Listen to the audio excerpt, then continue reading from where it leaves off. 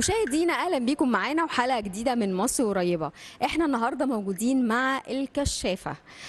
وللاسف الشديد الاعلام وهم النهارده حتى عاملين يوم مش تعارف، بس يمكن فتح المجال او فتح الباب مره اخرى مع الاعلام، لانه الكشافه بتعمل ادوار عظيمه جدا وقت الازمات ووقت الفرح، وقت السعاده، وقت الانجازات، وقت التنميه. الكشافه دايما موجوده، بس للاسف الشديد احنا مش حاسين بيها كشعوب وكمجتمعات، لانه الاعلام مش ناقل الصوره بشكل جيد، وبالذات الاعلام العربي.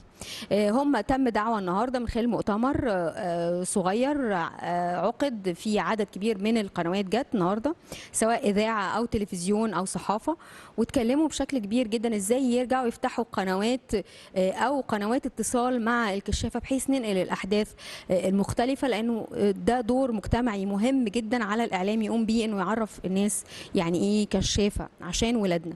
لانه الشخصيه الكشفيه او الشخص الكشافه ده عنده مميزات هايله مقارنه بالشخص العادي. يعني لو اتكلمنا عن الانسان بس هو شاطر في المدرسه وبيتعلم وبيعمل عليه بيلعب شويه رياضه، لما تيجي تقارنه بواحد خريج كشافه هتلاقيه يعني شتان ما بين الاثنين، شتان ما بين الشخصيتين. شخصيه قياديه وبتعرف تواجه وبتعرف تحل ازمات وبتعرف تتعامل في المواقف الصعبه، بتعرف تاخد قرارات، بتعرف تتعامل في وسط مجموعه، بيعرف يتقبل الاخر. علشان كده الشركات الكبيره قوي دلوقتي بقت بتشترط في السي في او اللي لسه متخرج جديد انه يكون اشتغل اي عمل تطوعي او مجتمعي، ويا سلام لو كان كشافه، ده يبقى معناها انه افضل بكتير. خليكم معانا النهارده هنتعرف اكتر على عمل الكشافه. كم كشافه كشاف موجوده على مستوى العالم، تابع للحركه الكشفيه على مستوى العالم. النهارده هنتكلم على الاقاليم، هنتكلم عن الكشافه ودورها، وازاي كمان مطلوب ايه من الاعلام في الفتره القادمه. خليكم معانا، حلقه دمها خفيف.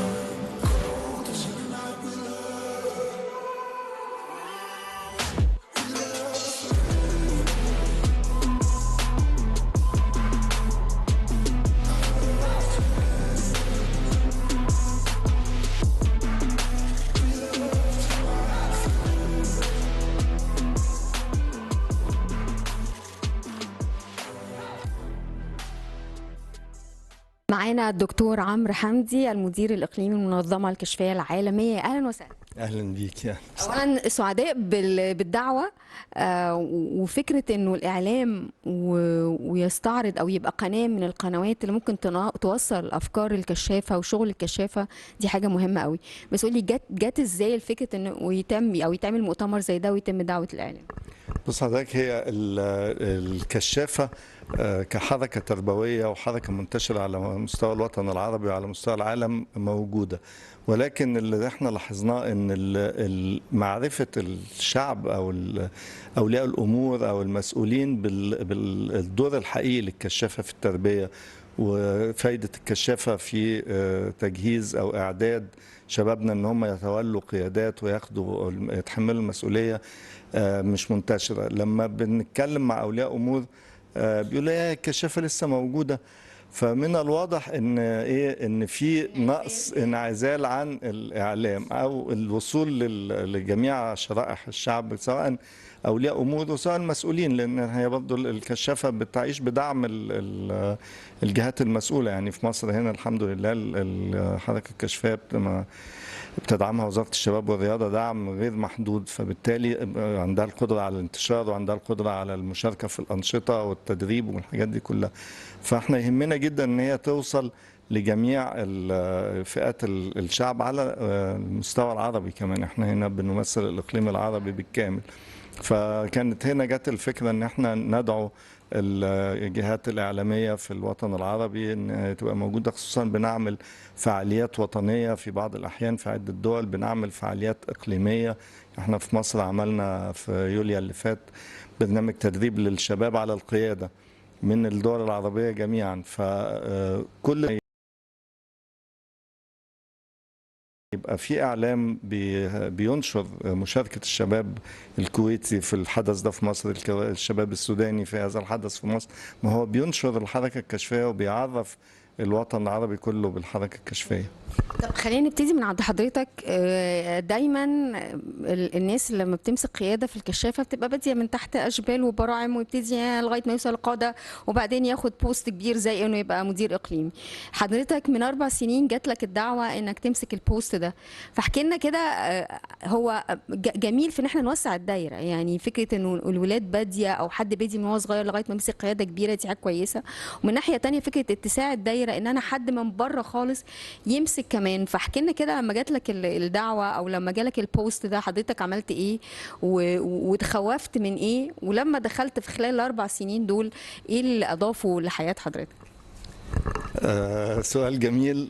طبعا اولا انا يعني اتحمست جدا لان انا انضم للحركه الكشفيه في المنصب ده، لان انا كان عندي تجربه سابقه. انا كنت بشتغل في منظمه في جنوب افريقيا، منظمه افريقيه كانت تشتغل في اوائل الالفينات على تدريب الشباب والمدرسين على استخدامات التكنولوجيا والإنترنت، في وقت كان لسه الإنترنت مبتدئة فيه. فكانت تجربتي فيها والنجاح اللي حسينا بيه والتأثير اللي اتعمل في الشباب يكفي ان انا يعني بضرب دايما المثال على لينكد ان. لقيت حد من اوغندا باعت لي طلب صداقة، فيعني قعدت فلقيته هو رئيس شركة تكنولوجيا معلومات في اوغندا.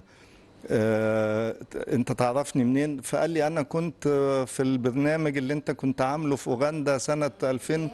فحسيت ان احنا يعني ان الشباب لما بتديهم الفرصة بتقدري تمكنيهم بيعملوا حاجات ممتازة. فتحمست جدا للفكرة.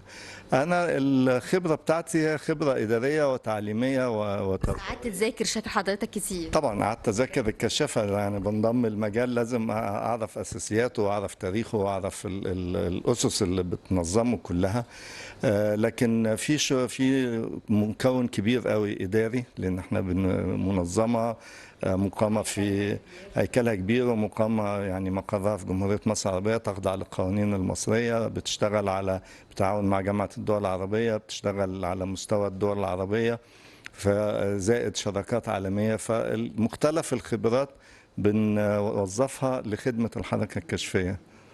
طب ال4 سنين دول بقى اضافوا لحضرتك ولحياتك الشخصيه ايه؟ يمكن دراستك اصلا اقتصاد وارقام، لكن ازاي الكشافه نفسها الاقليميه استفادت من حضرتك في خلال ال4 سنين دول؟ والعكس بقى، حضرتك استفدت ايه في ال4 سنين؟ وايه الاماكن اللي زرتها ما كنتش تتخيل انك تزورها في مصر مثلا؟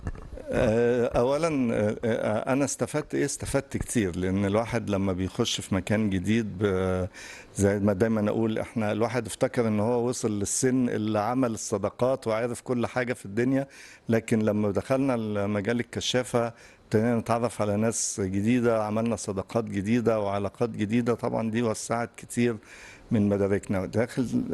دخلنا في مجال الشباب بعمق، في التعليم وفي الرياضة وفي الأنشطة الشبابية وفي مشاركة الشباب. طبعا استفدت وتعلمت كثير من المشاركة في الحركة الكشفية. الحركة الكشفية استفادت مني، أتمنى أن هي تكون استفادت مني طبعا. لكن احنا كان في الفترة السابقة كان فيها تنظيمات إدارية كثيرة بالنسبة لوجود المنظمة في مصر، والتوافق مع قانون المنظمات الأهلية اتغير. يعني كان في حاجات كثيرة إداريا قدرنا ان احنا الحمد لله نشتغل عليها. لكن على مستوى مشاركة الشباب كمان احنا ابتدينا نزق زقة كبيرة في دعم ان الشباب الصغير اللي سن دون ال30 يبقى ليهم ادوار ومشاركات عربية وعالمية كبيرة. فده اعتقد ان ده احد الاسهامات الكبيرة اللي احنا عملناها انا وزملائي في المكتب الفترة السابقة. عملنا حاجة تانية جميلة مع برنامج الامم المتحدة للمرأة، ان احنا عملنا استراتيجية لتشجيع الفتيات على المشاركة في الحركة الكشفية وعلى تولي القيادات، وابتدى التنفيذ بتاعها. عملنا مشروع رائع مع منظمة الهجرة العالمية للتوعية بمخاطر الهجرة الغير شرعية، وده مشكلة بنواجهها جميعا يعني في بعض الدول العربية كتيرة. فبعض الحاجات اللي احنا الشراكات اللي احنا عملناها كانت ليها فايدة وإضافة للحركة الكشفية.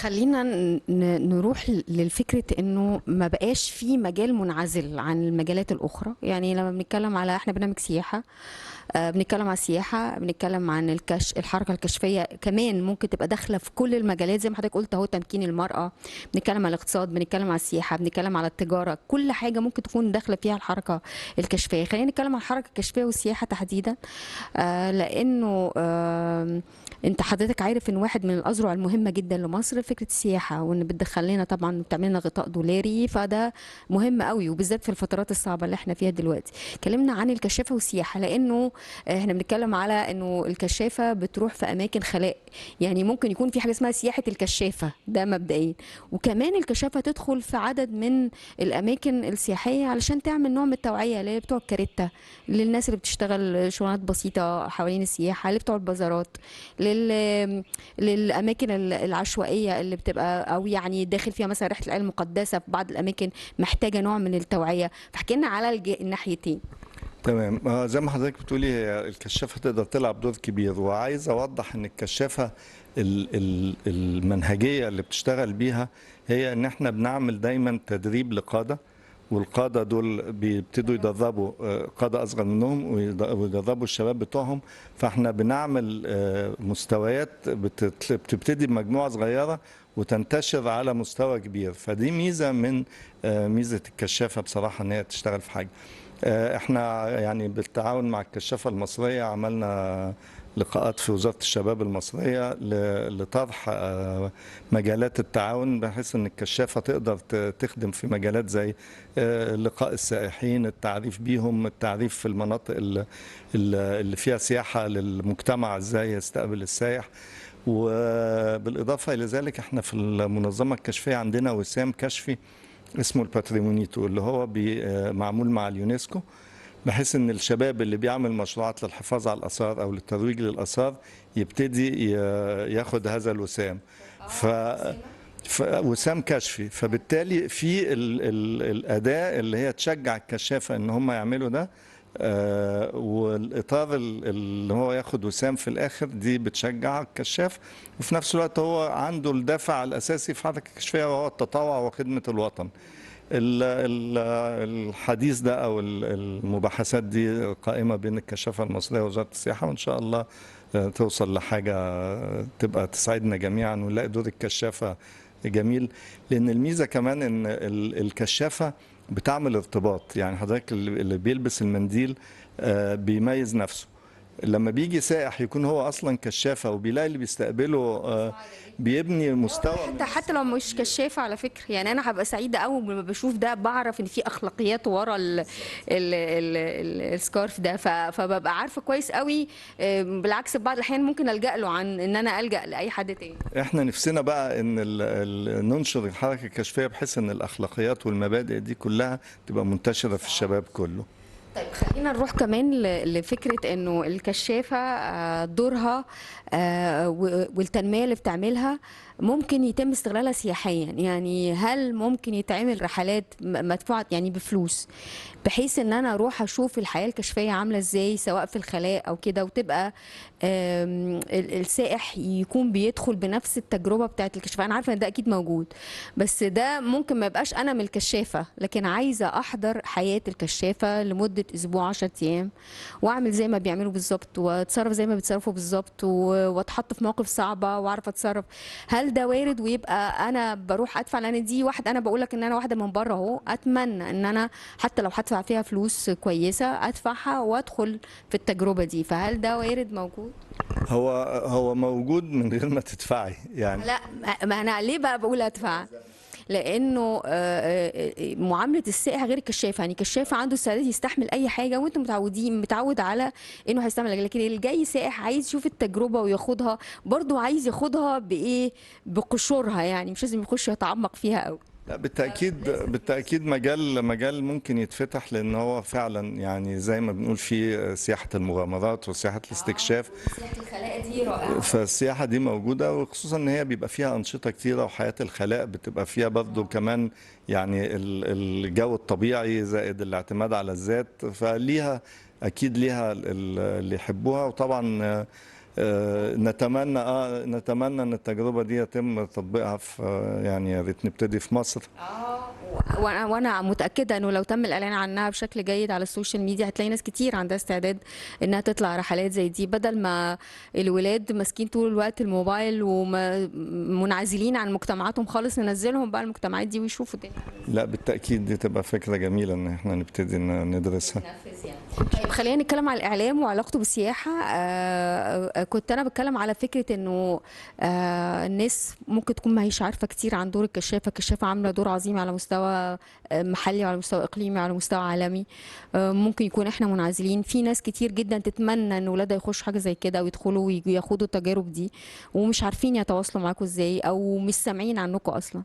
لكن بنتكلم على انه لازم يبقى في برامج ثابته موجوده، يبقى اسمه البرنامج كشافة بس، ويبقى موجود في كل القنوات، ويبقى متفرع ايام للاطفال وايام للكبار وايام للمؤتمرات اللي زي النهارده.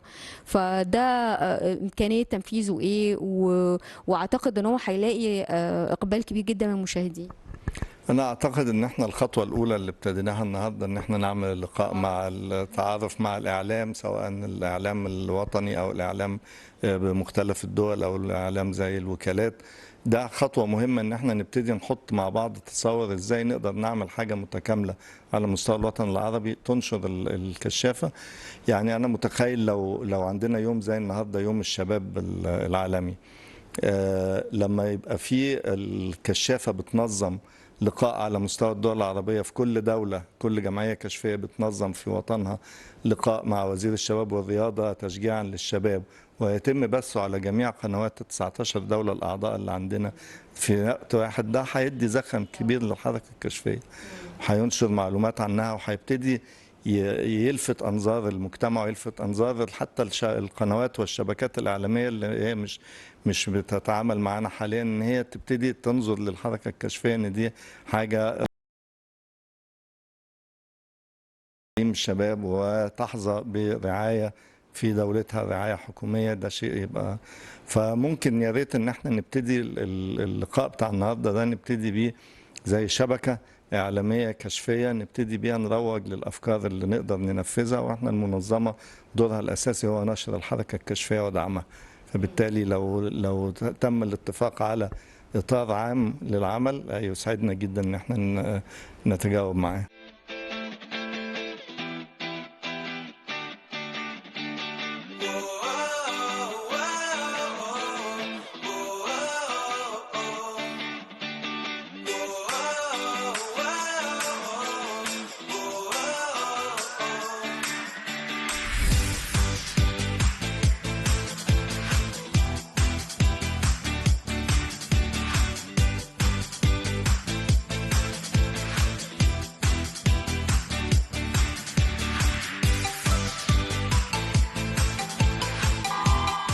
بما ان كمان الشباب العربي بيقعد على نت كتير وبيتابع السوشيال ميديا، انا عارفه ان كل صفحات محترمه جدا على اليوتيوب وعلى فيسبوك وعلى كل السوشيال ميديا، لكن يمكن برضو مش عامله الرواج كما يجب ان يكون، على اساس كميه النشاطات اللي بتتعمل رهيبه يمكن مش موجوده في اي حته تانية. فخلينا نتكلم على انه ليه ما بيتمش دعوه بلوجرز والفلوجرز والشباب يطلعوا معاكم رحلاتكم. ممكن يبتدوا مثلا بانه معلش انا عارفه انه دلوقتي للاسف شديد بقى عدد كبير منهم بياخد فلوس مثلا، لكن في ولاد واصله جدا للشباب ومن غير ما يكونوا بياخدوا اي حاجه خالص، يتم دعوتهم ويسافروا، حتى اللي معاهم اعداد مش ضخمه يعني مش لازم يبقى ملايين، يتم دعوتهم ويطلعوا معاكم الرحلات دي ويشوفوا كده، لان دول اسهل طريقه للوصول للناس يعني. طبعا الشباب لما بيتكلموا الشباب بيبقى الكلام بيوصل احسن من لما اي حد تاني يعمله. انا مبسوط بسؤال حضرتك لان هي دي فعلا حاجة مهمة جدا، واحنا ابتدينا مؤخرا في 2 شباب من الكشافة في الأردن وفي المغرب، بلوجرز ليهم متابعين كتير، بنبتدي ابتدوا ينضموا. يعني كان الزميل اللي من الأردن كان موجود في الجامبوري في كوريا وابتدى ينشر. فالخطوة دي مهمة اننا نتعرف عليهم، لان للأسف يعني الوطن العربي مليان شباب قادر يعني متمكن، لكن الفرص ما بتروحلوش، فاحنا بنبحث عنهم فعلا ونحاول ان احنا نديهم الفرصه، هم يستفيدوا والكشافه تستفيد. طب خلينا نتكلم على الإقليم العربي، وإحنا متعودين إنه دايما في الأزمات بداية كده من ثورات، وبعدين ابتدينا نشم نفسنا شوية 2014، وبعدين دخلنا على كورونا، وبعدين دخلنا على حرب. فده مخلي الناس شوية تتحبس في البيت يعني، أو بنسبة. خلينا نتكلم على إزاي انتوا بتتعاملوا مع ده، وكنتوا ليكوا تواجد في الأزمات دي حتى في وقت صعب. كمان التعاون العربي، لأن دايما متعودين ان اخواتنا العرب بينقذونا في وقت الشده، او المفروض ان احنا بننقذ بعض كلنا في وقت الشده. وبعد الثورات اتعمل مؤتمر اقتصادي ضخم جدا، حضروا اخواتنا العرب كلهم. انت عارف اول ما بترجع السياحه العربيه الاول قبل السياحه الاجنبيه، ودايما ساندنا. فخلينا نتكلم على التعاون سواء بقى على مستوى السياحه او كمان على مستوى الكشفي. ازاي اخواتنا العرب بعاداتنا وتقاليدنا اللي شبه بعض وبطريقتنا دي بيبقى لينا صوت وبنبان في وسط العالم كله. دي برضه حاجة من أولويات الإقليم الكشف العربي، إن إحنا الوطن العربي عنده إمكانيات كثيرة وعنده شباب وأمثلة كثيرة يقدر يعرضها، لكن ما يعني للأسف مش واخدة حقها. فإحنا ابتدينا في فترة الثلاث سنوات السابقة إن إحنا نشتغل على إظهار الوطن العربي على المستوى العالمي. احنا ابتدينا نعمل لقاءات ما بين مفوضي البرامج والإعلام والتعاون الدولي في الجمعيات الكشفية العربية مع نظرائهم في الجمعيات الأخرى العالمية، بحيث إن هم يتعرفوا عليهم، نبتدي نفتح أفق التعاون، ما نبقاش مقفولين على نفسنا كده بالظبط. لا، على المستوى العربي الداخلي، التعاون العربي في مجال الكشافة حقيقي يعني يضرب به المثل. في هضرب مثل في لما حصل الانفجار في بيروت، اول ناس نزلوا كانوا كشافه. في تاني يوم الصبح كان في 5000 ولد وبنت من جميع انحاء لبنان نزلوا على المكان، وابتدوا ينظفوا ويساعدوا الحاجات الطبيه، وكان ده تحت رعايه جميع الجهات الحكوميه اللي موجوده. احنا رحنا ساعتها ممثلين للمنظمه، رحنا شاركنا معاهم. في الوقت ده كان في وزاره الشباب والداخليه والجيش، كله يعني شايف ان الكشافه اتحركت بسرعه، وكله كان بيدعمها ويقدم لها الوسائل اللي هي محتاجاها. لما حصل الزلزال في سوريا، مجموعه من الكشافه من لبنان راحوا هناك، مجموعه من الكشافه من فلسطين راحوا هناك يساعدوا زملائهم هناك. فالامثله كتير. لما حصلت للاسف الاحداث المؤسفه في السودان، الشباب الكشافة المصرية كانت بتقدم الدعم للكشافة للسودانيين اللي جايين النازحين بسبب فبتلاقي التواجد في الأزمات العربي، التواجد في الأزمات كتير جدا، والتواجد في غير الأزمات بقى في الطبيعي في أنشطة عربية كتيرة مشتركة.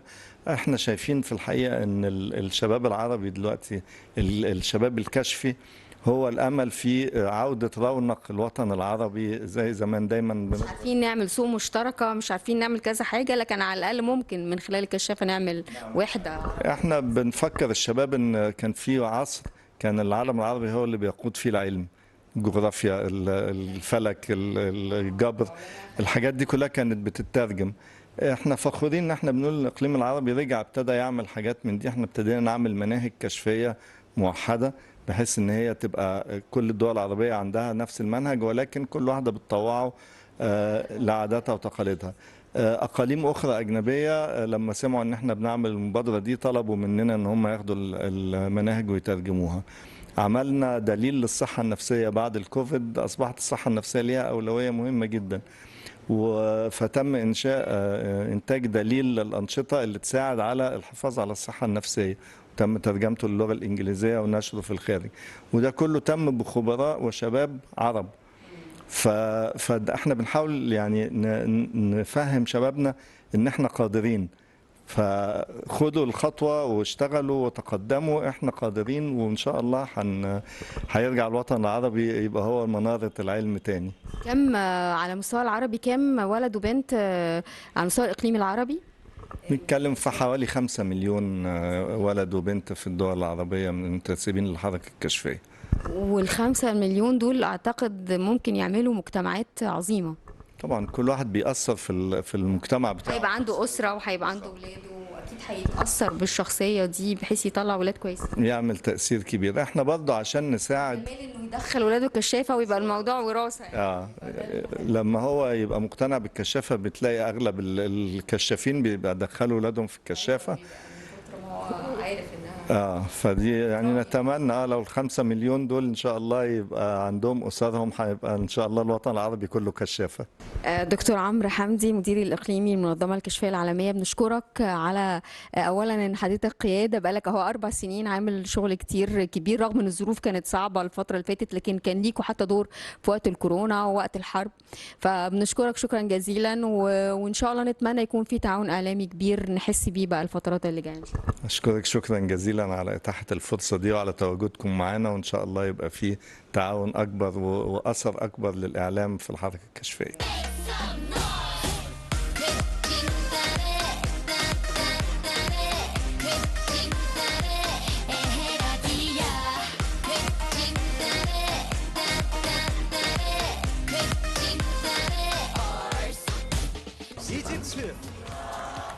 And in Egypt, they have 343 participants is here now.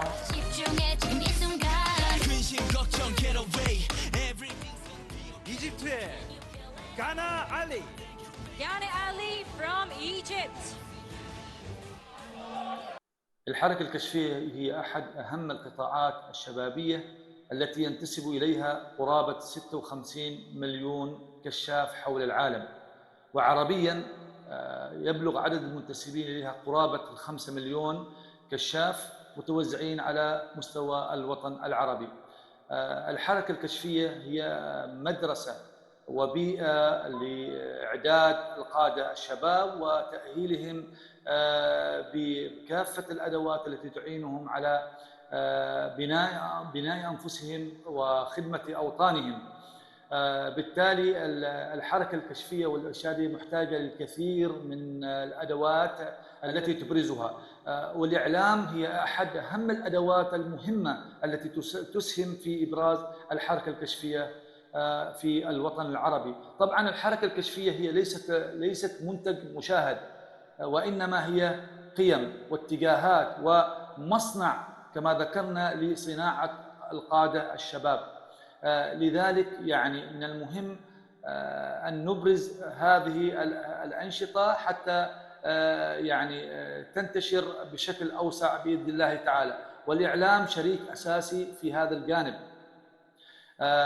لو فرضنا الآن المخيم الكشفي العالمي اللي اختتم قبل أيام في كوريا الجنوبية، يعني الكل عرف عن إعصار خانون، لكن لم يعرف الكثير منا أن هناك مخيم كشفي عالمي مقام في نفس خط الإعصار.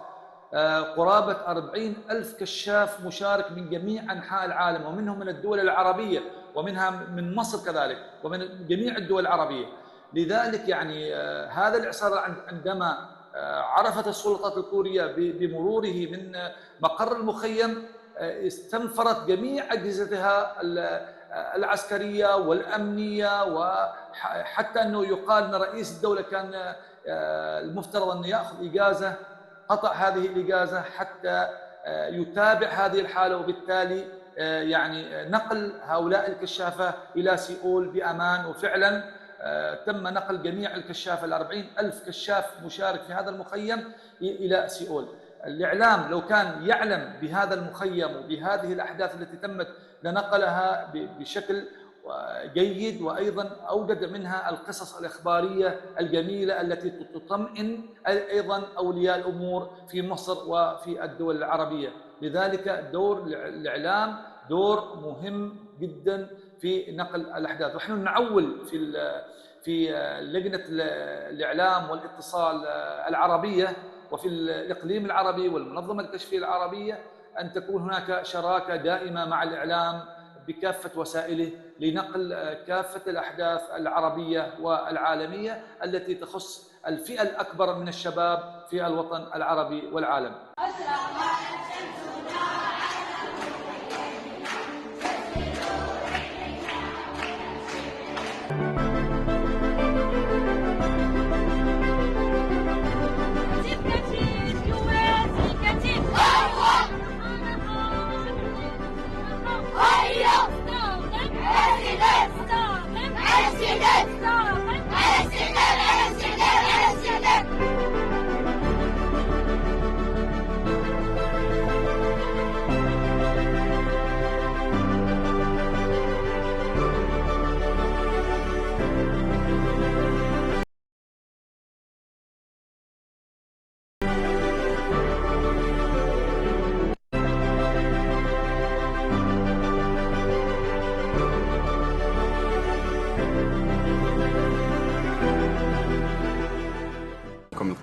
المرشق المكلف بالإعلام والتوثيق بمخيم الصيفي الحوزية 2023.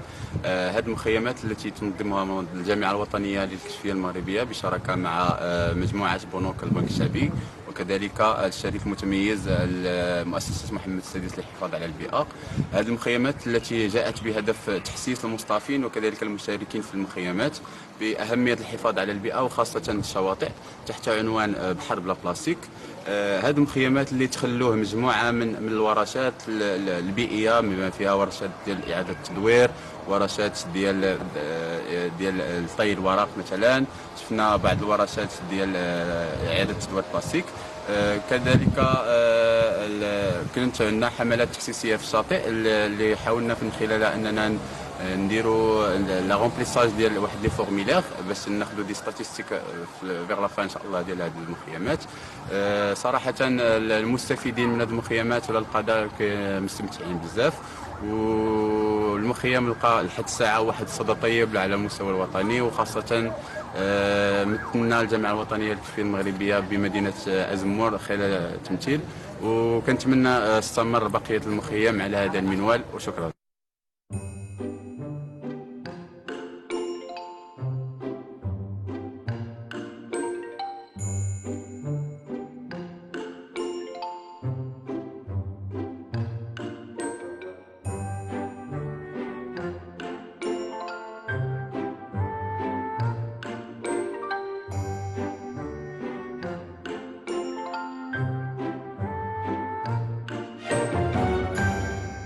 معانا القائد أحمد حسن مدير إدارة تنمية المجتمع بالمنظمة الكشفية العربية. يا أهلا وسهلا. اهلا بيكي يا اخبارك؟ كويس إن الكشافة تبقى حاجة أظن يعني مؤهل. لازم احنا نبقى شايفين الدنيا من فوق. لا بجد الكشافة لازم تبقى صحته كويسة، ولا العمل الكشفي بيخلي صحة الإنسان كويسة؟ لا بص، هي كشافة عموما بتشتغل على جوانب كتير، يعني منها الجانب العقلي، الجانب الذهني، الجانب الحركي. كل الأنشطة اللي بتعملها الكشافة بشكل عام بتساعد الشاب ان هو يطلع الطاقة اللي عنده علشان خاطر نقدر نستثمر ده في ان هو يكون مواطن فعال في المجتمع بشكل عام. اكيد تم استغلالك انت بشكل يعني من زمان. يمكن انا يعني منتمي انا حتى كمتطوع في الحركة شوية من وانا عندي 8 سنين. فقعدت عمري فيها لغايه ما بدات ان انا انضم كموظف في المنظمه العالميه للحركه الكشفيه. بقالي تقريبا 13 سنه موظف مدير اداره في المنظمه، بس في نفس الوقت احنا يمكن بنشتغل بروح تطوع بشكل كبير جدا حتى في الشغل بتاعنا. تلاقينا بنحاول نقدم كل ما نستطيع يعني بالنسبه للشباب على المستوى العربي وعلى المستوى العالمي. طيب خلينا نتكلم على ازاي علاقة الكشافة بكل حاجة. يعني أنا دايما بقول إنه السياحة بما إننا برنامج سياحة ليها علاقة بكل حاجة، ليها علاقة بالاقتصاد وليها علاقة بالبيئة وليها علاقة بالتنمية وليها علاقة بالمشاريع. كل حاجة ممكن يدخل فيها سياحة، حتى بنتكلم اهو على حياة كريمة والقرى، بندور على أماكن ممكن السائح يروحها يشوف القرية المصرية عاملة إزاي. خلينا نتكلم على الكشافة وعلاقتها بكل ده برضو، يعني علاقتها بالتنمية وعلاقتها بالاقتصاد وعلاقتها بالأزمات اللي بتعدي عليها زي أزمة كورونا، علاقتها بالسياحة وإزاي تعمل توعية في بعض الأماكن اللي هيبقى فيها سياحة وهي كانت مثلا قبل كده فيها عشوائيات أو ما زال فيها أماكن شوية عشوائية. احكي لنا كده عن دور الكشافة كتنمية مجتمع وعلاقتها بكل القطاعات. بصي، بشكل خاص يعني موضوع السياحة بالنسبة للكشافة شيء مهم، لأن الكشاف دايما بيكون في مخيمات، في معسكرات، بيستكشف أماكن جديدة، بيطلع رحلات بشكل عام علشان يشوف بلاده أو البلاد الأخرى يعني. فبيحصل تبادل كشفي، هو في الأساس ده تبادل سياحي، لأن أي فوج أو مجموعة كشفية بتيجي مصر مثلا بيتم اعداد برنامج سياحي ليها للمرور بكل المناطق السياحيه ومعرفتها بشكل كبير. الناس الكشافه اللي في مصر لما بيروحوا اي دوله برضو بيتعمل لهم نفس الموضوع كبرنامج سياحي، ان هم يتعرفوا على كل الحاجات اللي هي الخاصه بالسياحه بره. في جزء مهم تاني داخل الكشافة، ان احنا في برامج كشفية بينفذها الولاد او الكشافين والمرشدات عموما في الحركة الكشفية، ان هم في شارة مثلا اسمها الباترومينيتو ديت، ده وسام بيحصل عليه، ولكن لما بيقدم خدمة مجتمعية في منطقة مش سياحية، تراثية، اللي هي محفوظه او اليونسكو هي ده بالشراكه مع اليونسكو احنا عاملين اقرتها ان هي منطقه تراثيه او كده بيحفظها اليونسكو، فبالتالي الكشافين بيقوموا او محميه فبينزلوا يعملوا فيها خدمه مجتمعيه، بيعملوا فيها نشاط الكلام ده كله. فده برضو من الحاجات اللي احنا بنعلمها لهم ازاي ان هو يكون فعال في هذا الجانب. بالنسبه للجانب الاجتماعي والاقتصادي احنا بنعلم الولاد من هم صغيرين كيفيه اداره المشاريع بشكل عام، ان هو ازاي يخطط ليومه، ازاي يخطط لمعسكر هو بيعمله او مخيم، ازاي يخطط ان هو يشتري مستلزمات خاصه بتدريب وبعد كده يبدا ان هو ينفذ تدريب معين، ازاي ان هو يقف يتكلم قدام مجموعه، ازاي ان هو يحضر ماده علميه. فبالتالي كل الحاجات اللي هو بياخدها السكيلز ديت، المهارات اللي هو بيكتسبها دي في الاخر بتنعكس عليه في فكره، سواء كان في فكر العمل او البيزنس، ان هو يعمل مشروع صغير، ان هو يدعم اسر في مناطق معينه، وان هو يخليهم يقدروا يعملوا دخل اضافي ليهم عشان يرفع من مستوى معيشتهم. ده بتقوم بيه الكشافه بشكل كبير جدا. على الجانب المجتمعي الكشاف بيتربى ان هو بيواجه مشكلات المجتمع بشكل كبير، فلما بيجي يواجه بقى تحت ضغط وفي ازمات ويعرف يتصرف. ودي اهم حاجه، ان انت اي بيت مصري او عربي دلوقتي الاساس بالنسبه له ان ابنه يكون ليه دور فعال، مش قاعد في البيت ومنتظر كل حاجه بتجيله من خلال الانترنت، ولكن امتى يكون في الشارع، امتى ان هو يقدم خدمه مجتمعيه، امتى ان هو يتطوع، امتى ان هو لو في مثلا حدث كبير في البلد يقدر ان هو يساعد في هذا الحدث في تنظيمه. مثلا لو في ازمه ازاي انه يساهم في حل هذه الازمه. كان المتحف المصري كان اتقفل فتره، ولما رجع بعد كده السياح بدأوا ان هم يرجعوا للمتحف المصري، كان اول ناس بتقابلهم بره الكشافه واقفين بالورود بيستقبلوا الافواج الروسيه اول ما رجعت مصر والكلام ده كله. فدي كانت برضو من المساهمات المجتمعيه اللي قاموا بيها، وكانت حاجه بسيطه ولكن كانت بتظهر جانب حلو، التزام من يعني لما بنتكلم على مسار العائله المقدسه ده مشروع قومي المفروض انه يدخل لنا منه رقم محترم جدا من الدولارات، رقم محترم جدا من السياحه الروحانيه. فاحكي لي كده، هل انتوا لو ممكن تلجأوا للدوله في انه تعالوا نساعد، بتلجأوا للقطاع الخاص؟ احنا موجودين لو محتاجيننا في حاجه، وبالذات ان في بعض الاماكن مثلا في القاهره وفي بعض القرى اللي محتاجه توعيه مثلا.